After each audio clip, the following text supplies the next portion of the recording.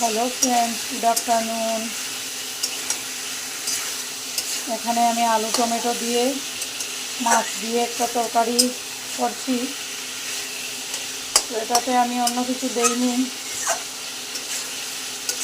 শুধু একটু আদা বাটা দিয়েছি আর একটু পেঁয়াজ দিয়েছি। পেঁয়াজ দিয়েই করছি, রুই মাছের তরকারি করছি।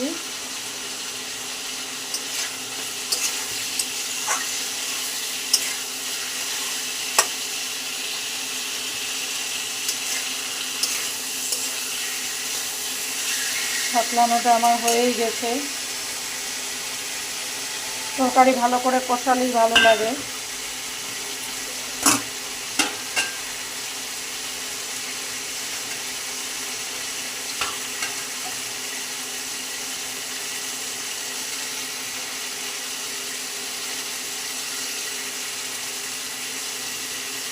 তরকারির মাছগুলো আমি বেশি ভাজি না, তরকারি মাছটা বেশি ভাজলে খেতে ভালো লাগে না, সেজন্য।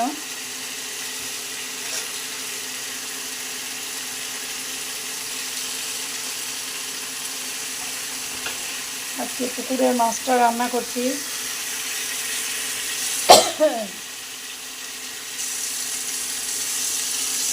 কার কার খেতে ভালো লাগে বলবেন। পাতলা ঝোল,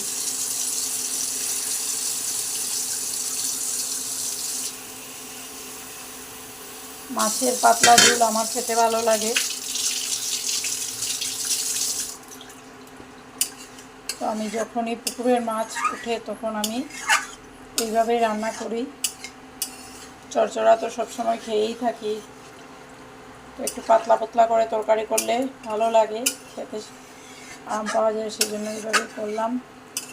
আর নামানোর আগে যখন তরকারিটা ভালো করে জাল হয়ে যাবে, নামানোর আগে ধনেপাতা দিয়ে নামিয়ে নেব।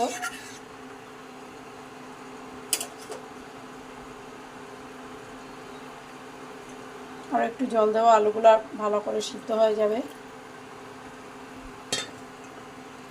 পাতলা মাছের ঝোল খেতে কে কে ভালোবাসেন কমেন্ট করে বলবেন। আর করছি মিষ্টি লাউ সিদ্ধ। মিষ্টি লাউ সিদ্ধ মানে পেঁয়াজ কাঁচা লঙ্কা সরষের তেল দিয়ে মাখবো, মানে মিষ্টি কুমড় সিদ্ধ। সাথে একটু আলুও দেব, আলু সিদ্ধ করেছি সাথে। আর ডালের মধ্যে মাছের মাথাটা দিয়ে দেব, মসুর ডালের মধ্যে পেঁয়াজ সম্বার দিয়ে। তো আমার রান্নাবান্না আপনাদের কেমন লাগে প্লিজ কমেন্ট করে বলবেন।